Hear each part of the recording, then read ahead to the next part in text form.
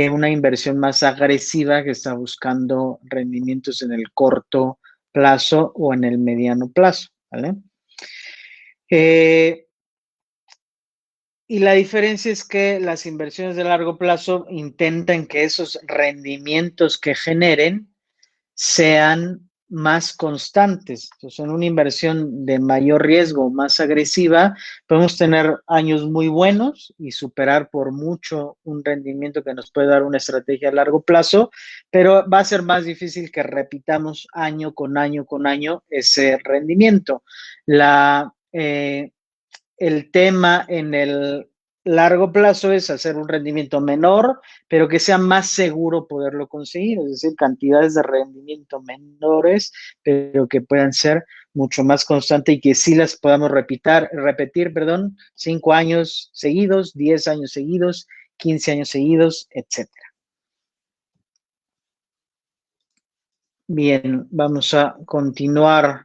Entonces, por aquí me quitó una parte de la diapositiva y se ve un poquito claro. Dice, una inversión de largo plazo es exitosa en la medida en la que obtenga rendimientos decentes. Rendimientos decentes lo defino como, pues por lo menos algo así como más de 6 o 7%, ¿vale? Y teóricamente, idealmente, buscaríamos un rendimiento hacia el 10% anual para que fuera un buen rendimiento. Y no es difícil conseguirlo, ahorita vamos a ponerlo en contexto, ¿no? De manera consistente, ese es el efecto de la bola de nieve, que poco a poco se va haciendo una bola de nieve mucho más grande y termina siendo pues, una bola gigante, ¿no? Ese efecto de bola de nieve quiere decir que esos rendimientos o esos retornos consistentes pues generen esa exponencialidad de la bolita de nieve que empezó muy chiquita y se fue haciendo mucho más grande. Vamos a poner un ejemplo muy sencillo.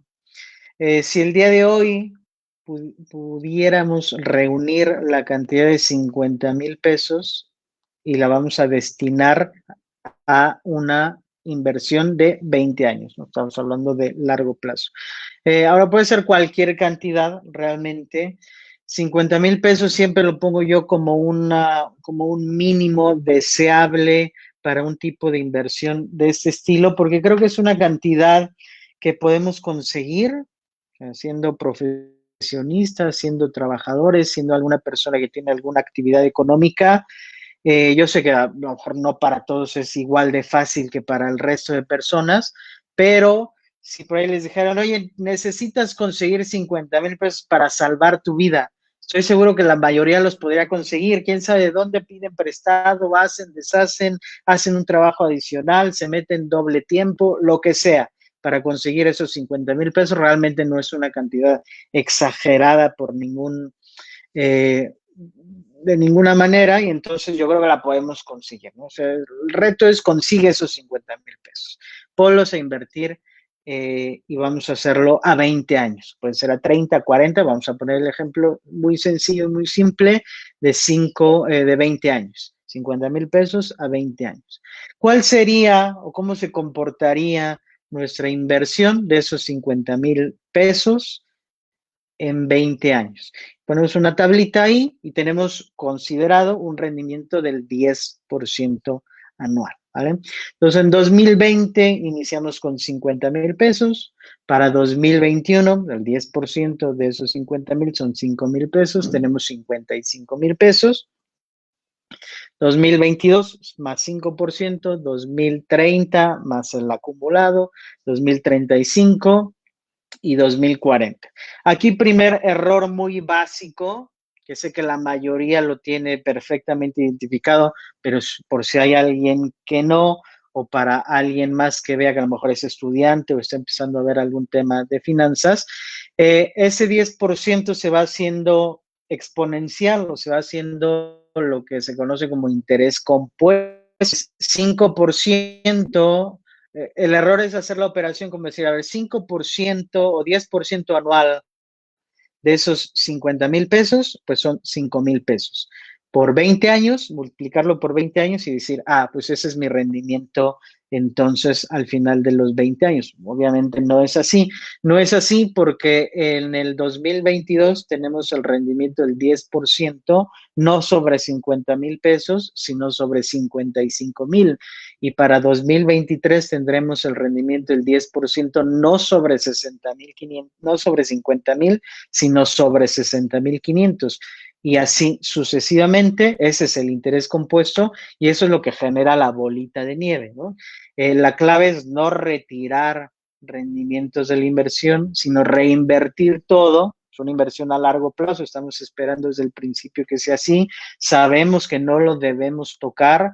Si quitamos el rendimiento, automáticamente es darnos un tiro en el pie y matar la estrategia, ¿no? La estrategia funciona precisamente por el efecto del interés compuesto en el largo plazo.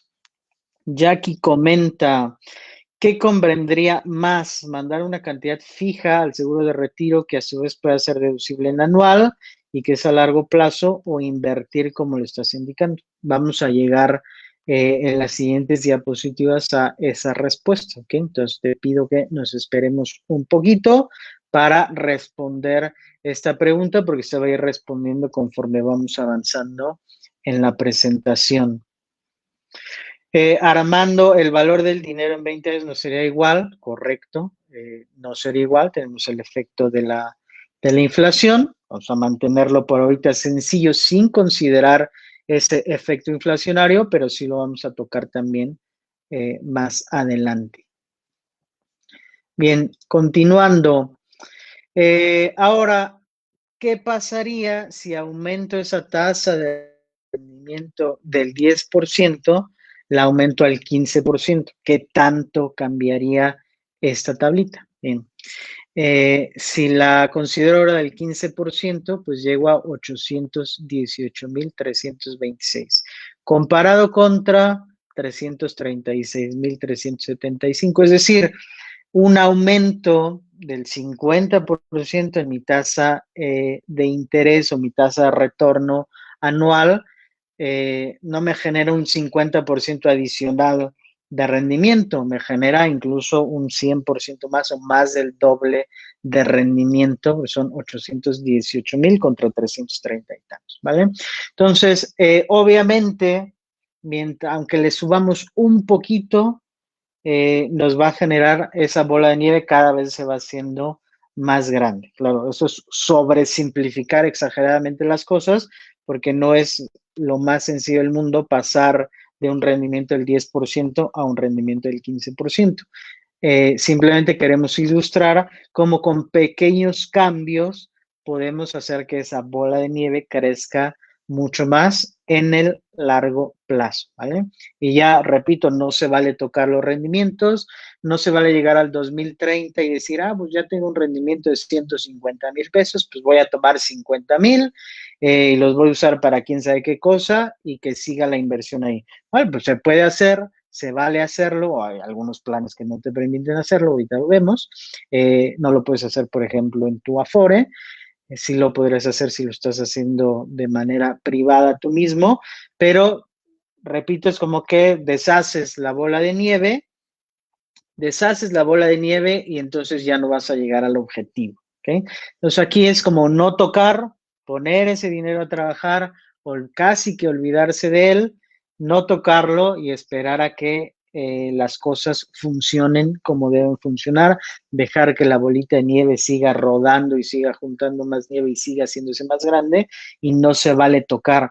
¿Por qué? Porque esto debería ser incluso si no lo tuviéramos etiquetado para un fin específico, dejan ese dinero, se duermen por 20 años y despiertan y dicen, no, pues ahora tienes 800,000 pesos en tu cuenta bancaria cuando teníamos 50,000, pues es perfecto, ¿no? O sea, buenísima noticia. En cambio, si lo toqué, pues ya no llegué a ese objetivo. Aida de Veracruz nos comenta, ¿sería en casa de inversión o en un banco? Ahorita también respondemos esta pregunta de esos porcentajes, ahorita son simplemente inventados e ilustrativos, pero vamos a ver en las siguientes también expectativas reales de qué podemos esperar ya en la práctica. práctica en la vida real en estos rendimientos, ¿ok? Vamos a aumentarle un elemento nuevo, ¿vale? Porque una inversión de este tipo, etiquetada para retiro, normalmente no va a ser una inversión única y ya no vamos a hacer aportaciones adicionales. Normalmente vamos a hacer una aportación mensual o a lo mejor una aportación anual o a lo mejor una aportación trimestral, lo que sea, pero podemos hacer una aportación adicional. Aquí, de hecho, esta ya se me olvidó modificarla. Aquí no son 1,000 pesos mensuales, lo bajé nada más a 500 pesos mensuales. Entonces, ¿qué pasaría si aportáramos 500 pesos mensuales a esos 50,000 que pusimos de inicio y nada más vamos a ponerle 500 pesos mensuales? Igual creo que los podemos conseguir sin mayor problema. 500 pesos mensuales los metemos a la misma bolsita de la inversión de largo plazo. Y entonces, para 2040, considerando el rendimiento del 10%, sin la aportación adicional, tenemos 336,375.